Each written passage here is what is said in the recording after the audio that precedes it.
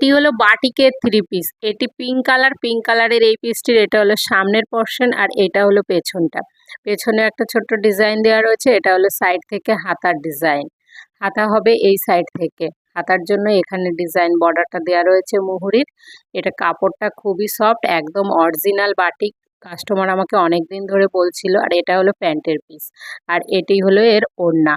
আমি এর মধ্যে যতগুলো কালার এনেছি সবগুলোই আপনাদেরকে দেখাবো, কিন্তু ডিজাইন কিন্তু সবগুলোরই একই হবে। ওই জন্য একটি হালকা কালার, একটি ডিপ কালার আমি দুটো আপনাদেরকে খুলে দেখিয়ে দিলাম। এটা নেভি ব্লু আর এটা হলো হাতার ডিজাইনটি।